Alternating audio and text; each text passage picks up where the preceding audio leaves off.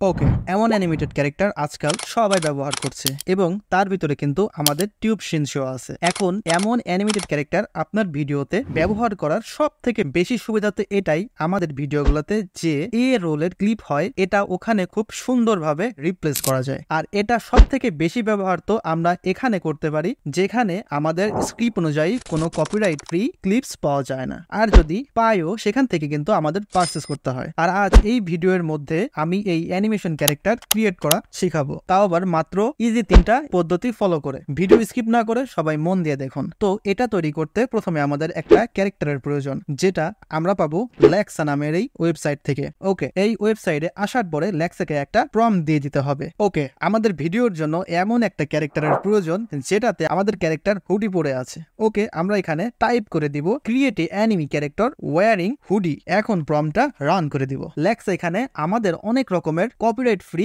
Cartoon character suggest করে দিয়েছে, তো আমি এখানে এই ক্যারেক্টারটা ইউজ করব। তো আমি এই ক্যারেক্টারকে ডাউনলোড করে নিলাম। এখন আমাদের দরকার এই ক্যারেক্টারের জন্য একটা অস্থির ব্যাকগ্রাউন্ড, তো সেটার জন্য আমি লেক্সাকে আর একটা প্রম্পট দিয়ে দিচ্ছি। সেখানে লেখা থাকবে create a studio type image with PC, এবং প্রম্পটটাকে রান করে দিলাম।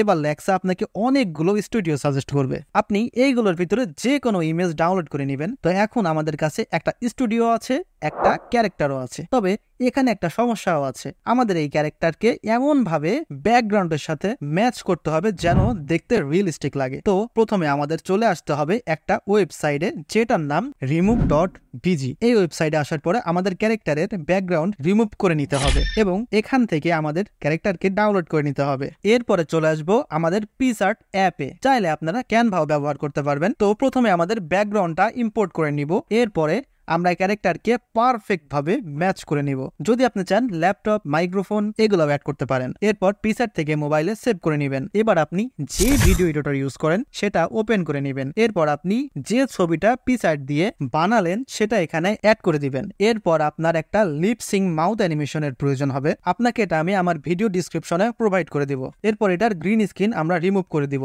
এবং ছবির মুখের সাথে এর মাউথটা অ্যাডজাস্ট করে নিব। Now you can see your animated character are ready. Okay, এখন আসি বোনাস টিপসে। যদি এরপরও আপনারা এটা না পারেন তাহলে আমার কমেন্ট বক্সে এসে টাইপ করে দিবেন I want enemy character. Top 5 কমেন্টার্সকে আমি নিজে এমন অ্যানিমি ক্যারেক্টার করে দিতে চলছি। আর এমন ক্যারেক্টার বেশিরভাগ ফেসলেস চ্যানেলেই কিন্তু ব্যবহার হয়ে থাকে। তো এই ছিল আমাদের আজকের ভিডিওতে। দেখা হবে অন্য কোনো ভিডিওতে। ততক্ষণে এই ভিডিওতে একটা লাইক করে চ্যানেলটাকে সাবস্ক্রাইব করে রাখুন। বাই।